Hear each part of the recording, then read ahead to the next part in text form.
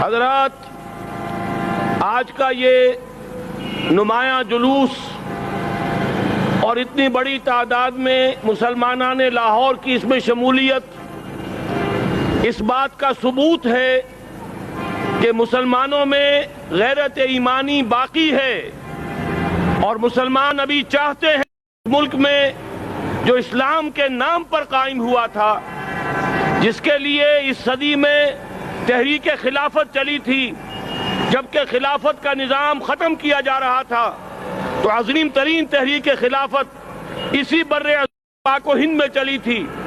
پورا ہندوستان گونج اٹھا تھا، بولی اماں محمد علی کی جان بیٹا خلافت پہ دے دو۔ یہ دوسری بات ہے کہ خود ایک مسلمان نے، نام نہاد مسلمان مصطفیٰ کمال پاشا نے خلافت کی ردا چاک کر دی۔ علامہ اقبال نے احتجاجاً کہا تھا، چاک کر دی ترک نادا نے خلافت کی قبا، سادگی اپنوں کی دیکھ اوروں کی عیاری بھی دیکھ۔ الحمدللہ کہ وہ ساری محنتیں اور کوششیں رائیگاں نہیں گئیں۔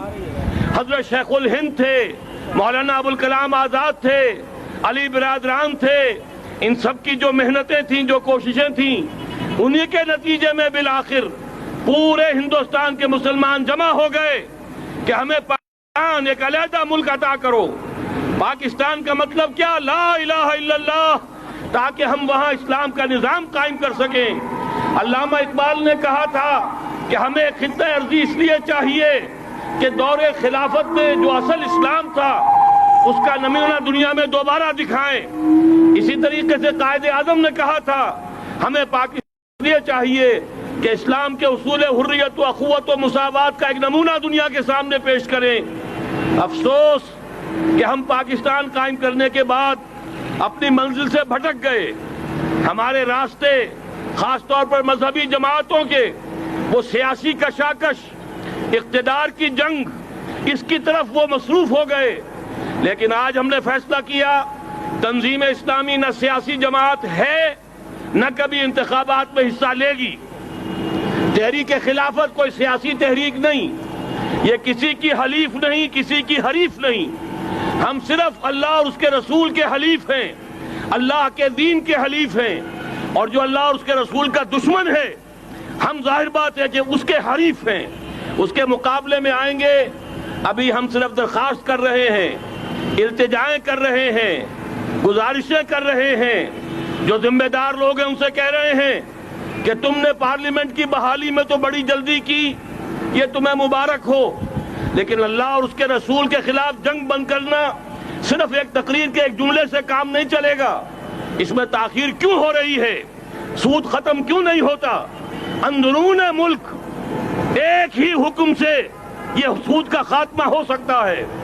ہم نے جو اس کے لیے ساری چیزیں پیش کر دی ہیں، وہ شائع کر دیا ہے سارا معاملہ کہ کیا کیا اقدام فوری طور پر کرنے ضروری ہیں، دستور میں کیا ترامیم ضروری ہیں۔ آج جتنے بھی ذمہ دار لوگ ہیں اور جو بھی یہاں پہ ایجنسیز ہیں یا جو اخبارات کے نمائندے ہیں، وہ اس ریلی کو دیکھ لیں، اس کے نظم و ضبط کو دیکھ لیں، اور یہ کہ یہاں کسی کو گالی نہیں دی گئی، کسی کے مرد آباد کا نعرہ نہیں لگایا گیا، کسی کے حق میں کوئی نعرہ نہیں ہے۔ ہمارا نعرہ صرف اللہ کے لیے ہے، نعرہ تکبیر، نعرہ تکبیر، نعرہ تکبیر۔ اور ہمارا مطالبہ صرف ایک ہے، ہمارا مطالبہ ہماری اپیل، ہمارا مطالبہ ہماری اپیل، ہمارا مطالبہ ہماری اپیل۔ آپ حضرات کا جوش و خروش بھی مبارک ہو۔ آپ نے جو وقت لگایا ہے، دھوپ کی شدت بھی کی ہے، اللہ اس کا اجر و ثواب دے۔ اب دعا مانگ لیجئے۔ اے اللہ، تیری ہی تعریف ہے، تیرے ہی فضل و کرم سے یہ ملک ہمیں عطا ہوا تھا۔ اے اللہ، ہم نادم ہیں، ہم پشیمان ہیں، ہم نے خود بھی اور ہمارے کچھ بزرگوں نے بھی تاخیر کی ہے، قافلہ ملت بھٹک گیا تھا۔ اے اللہ، ہمیں توفیق دے کہ ہم اسے دوبارہ اصل رخ پر ڈال دیں۔ نظام خلافت کے قیام کے لیے اس ملک کا ہر مرد، ہر عورت، ہر بچہ اس کے لیے تیار ہو جائے کہ بڑی سے بڑی قربانی دینے کے لیے آمادہ ہوگا۔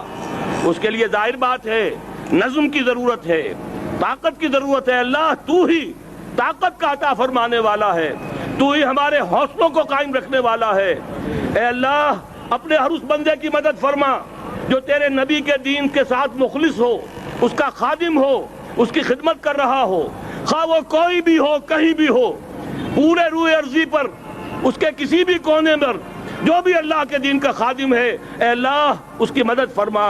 اور جو شخص بھی تیرے نبی کے دین سے روگردانی کرے، خواہ وہ کوئی بھی ہو، کہیں بھی ہو، اے اللہ انہیں ذلیل و خوار کر دے۔